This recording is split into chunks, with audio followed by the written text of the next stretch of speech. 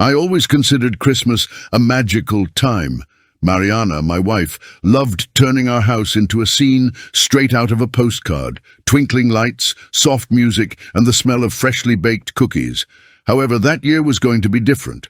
We received an unexpected invitation to spend Christmas at her family's country house, an isolated place in northern Vermont that she hadn't visited in years. "It'll be good for us," Mariana insisted. "My Aunt Clara always talks about how beautiful the house is this time of year." Clara was one of those eccentric people who collected old stories and decorated every corner of her house with Christmas ornaments that looked straight out of a 1950s movie. I agreed, though I would have preferred to stay home. When we arrived, the house was exactly as Clara had described, charming and excessively decorated. A giant pine tree stood in the living room, adorned with vintage ornaments and a golden star that looked decades old. But there was something strange about the place. Perhaps it was the absolute silence surrounding it, or the fact that Clara seemed overly excited to see us.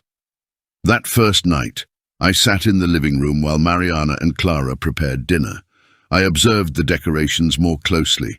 On top of the fireplace was a row of Santa Claus figurines, all with glassy eyes that seemed to follow me. I chuckled nervously, feeling silly for being unsettled by something so trivial. But deep down, that house made me uneasy. After dinner, Clara suggested we sit around the fireplace to hear stories. She began with typical Christmas tales, but after a few glasses of wine, her tone turned darker. "Did you know this house has a history?" she asked, smiling strangely. "Many years ago there was an incident, a Christmas when everything went wrong." Mariana looked at her with curiosity, while I just nodded, trying not to appear disinterested. Clara spoke of a man named Edgar who lived in that house decades ago. He was known for his generosity, always giving gifts to the village children. But one Christmas Eve, something changed. The children who received his gifts mysteriously fell ill, and rumors about Edgar began to spread. Some said he had made a pact with something dark to bring prosperity to his family. "But that's just a story," Clara concluded, standing up and blowing out the candles in the room. "Nothing more than a legend to scare children."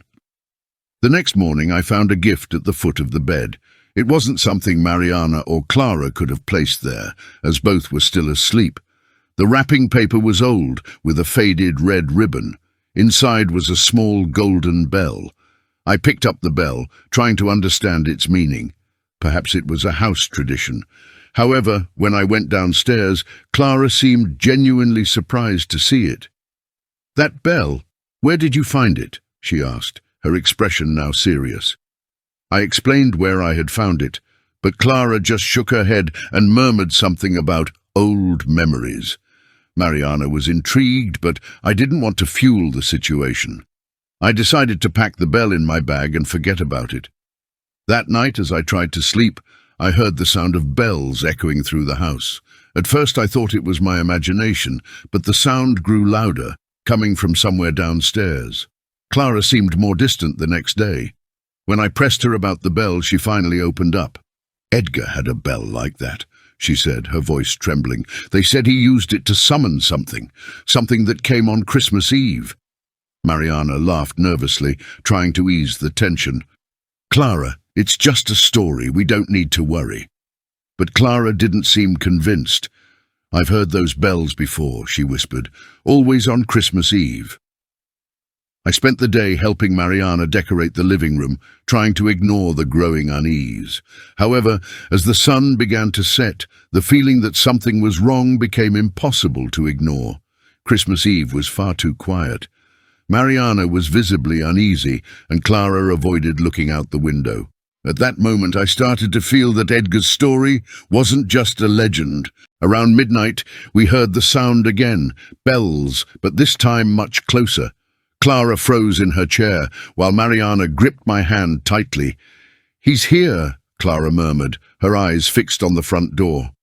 Suddenly, all the lights in the house went out. The sound of bells echoed through every room, and footsteps could be heard upstairs. I grabbed a flashlight and headed up, leaving Mariana and Clara in the living room. When I reached the hallway, I saw something I'll never forget. A man dressed in red, with hollow eyes and a cruel smile, stood at the end of the corridor. He was holding the bell I had found earlier.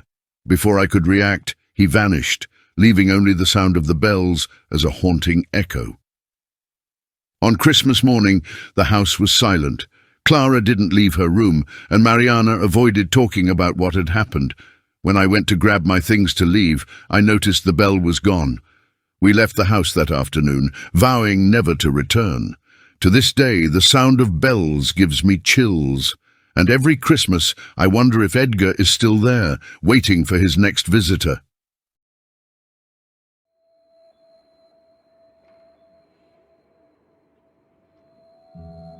My name is Gustavo, and I've never been a big fan of Christmas. The holiday always brought a strange feeling, like a wound that never healed. My grandmother used to mention a Christmas from my childhood that everyone preferred to forget. "Let the past stay buried, my child," she'd say, her eyes weary. It all began last year when I decided to spend Christmas at my family's old country house. It had been abandoned since my grandmother passed away, but Helena, my girlfriend, thought it would be a good idea. "It'll be peaceful, romantic, no crowds," she said. Reluctantly, I agreed. The house seemed frozen in time. The old curtains were dusty but still hanging as always. The artificial Christmas tree still stood in the corner of the living room, its faded ornaments and a porcelain angel on top. Despite the nostalgic air, something about it didn't feel right. As we explored, Helena found an old photo album tucked away on a shelf. The photos showed past Christmases with happy faces and scattered presents. In one of them, there I was as a child, holding a gift. Behind me, there was a strange figure, a man dressed as Santa Claus, but something about his smile felt off. That night, while we were cleaning the room where we'd stay, I found a box of letters hidden under the bed. They were yellowed with age and addressed to Santa Claus. Most of them asked for toys or candy, but one stood out.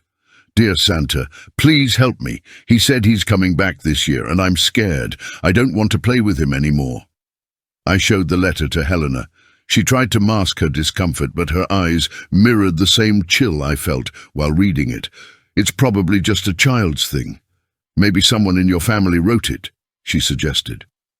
But I knew it wasn't my handwriting. Around 3 in the morning, I woke up to a strange noise. It sounded like something heavy being dragged across the floor. Helena was fast asleep, so I decided to check it out alone. When I opened the bedroom door, the hallway was dark. A faint light flickered from the living room like a candle. I followed the sound, each step heavy, as if the air around me had thickened. When I reached the living room, everything seemed normal, but the Christmas tree was different. The ornaments were scattered across the floor, and the porcelain angel had fallen, its face turned toward me. The next morning, I tried to convince Helena that we should leave. She thought I was overreacting. As we argued, I noticed the clock on the wall had stopped at 3 o'clock. I tried fixing it, but nothing worked. I decided to investigate the house during the day. I went up to the attic and found a box with old clothes and objects. Among them was a Santa Claus costume, stained and with an unpleasant smell. Touching it sent a shiver down my spine. I rushed downstairs and told Helena, who suggested we burn the items. Before we could do so, the sound returned. This time, it seemed to come from inside the walls. Searching for answers, we found a series of old documents in the basement. A newspaper clipping caught my attention. "Man dressed as Santa Claus disappears after Christmas party incident." The article mentioned that the man, a guest at a party in the house, had vanished without a trace. The police closed the case due to a lack of evidence. In the photo accompanying the article, there he was, with the same eerie smile. My grandmother had known something about this. The pieces began to fall into place, her silence, her insistence on forgetting the past. On Christmas Eve, the sound returned with full force. The house lights started flickering and the atmosphere grew heavy. The air seemed to vibrate with an invisible presence, as if something was watching our every move. The climax came when we found a gift wrapped under the tree that hadn't been there before. Helena hesitated, but eventually opened it. Inside was an old photograph from a past Christmas, showing my grandmother, me, and in the background, the man dressed as Santa Claus. His smile was wider, almost distorted. We decided to leave immediately. We got in the car and drove aimlessly, leaving the house behind. However, as I glanced in the rearview mirror, I saw something that froze my soul. Standing at the entrance to the house was a figure dressed as Santa Claus, with a sack over his shoulder. We never went back to that house. A few weeks later, I received a call from the real estate agent handling the property. He said the house had mysteriously caught fire, destroying everything. Now, every Christmas, when I see someone dressed as Santa Claus, I feel a chill run down my spine.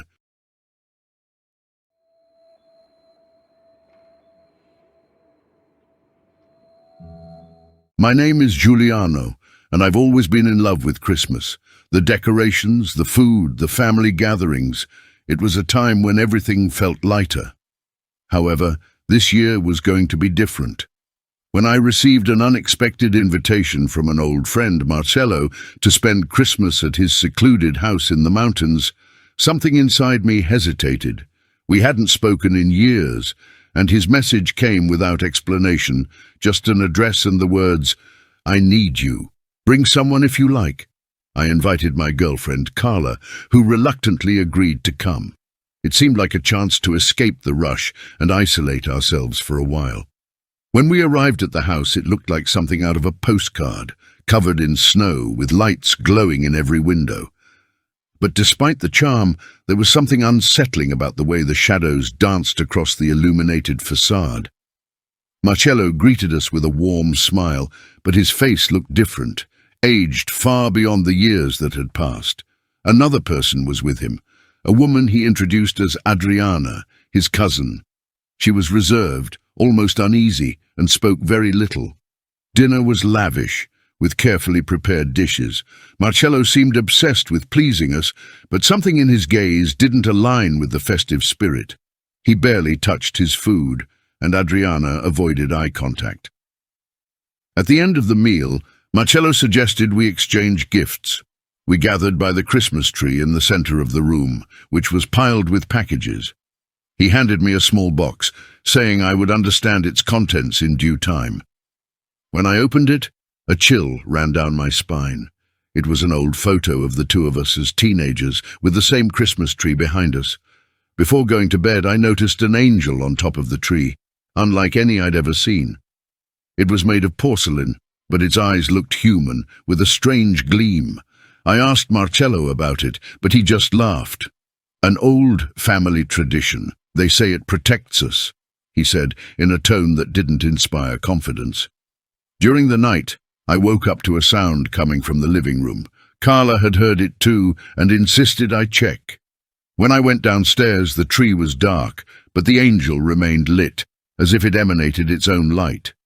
The silence in the room was deafening. When I returned to the bedroom, Carla was pale. She said she had seen something moving in the hallway, but seemed convinced it was just Marcello's shadow. The next morning, over breakfast, Marcello began telling stories about the house. He said it had been in his family for generations, and that many believed it had special energy. He mentioned that decades ago, a man dressed as Santa Claus disappeared during a Christmas party at the house. Adriana interrupted, trying to change the subject, but Marcello continued, saying people believed the man never left the property. Despite the general discomfort, he seemed to enjoy the tension his words created. When we went outside to explore, Carla noticed something strange, tracks around the house, as if something heavy had been dragged through the snow. Marcello said they were sleigh marks, but his nervous laugh didn't convince us. That night, Marcello invited us to open more presents. Reluctantly, Carla picked a small package. Inside was a peculiar object, an old rusty key. Marcello explained it was symbolic, but didn't elaborate. Soon after, he suggested we explore the basement. Adriana tried to intervene, saying it wasn't a good idea, but he insisted. We descended a narrow, creaky staircase into a dark, damp space. In the corner was an old, locked trunk. The key Carla received fit perfectly. Inside the trunk, we found old Santa Claus clothes, a cracked rubber mask, and a burlap sack. Marcello just watched, a disturbing smile on his face. That night, everything began to unravel. Carla woke up screaming. She said someone was standing by the bed, wearing the clothes from the trunk. Marcello and Adriana denied any involvement, but the fear in their eyes was undeniable. I decided to confront Marcello. He finally admitted that years ago, during a Christmas celebration, his grandfather had killed the man dressed as Santa Claus. The man had been hired to entertain the children, but a disagreement arose. His body was never found, but Marcello believed his spirit still lingered in the house. He wants a perfect Christmas. He wants to keep the tradition alive, Marcello whispered, his eyes wide with terror. On Christmas Eve, the events reached their peak.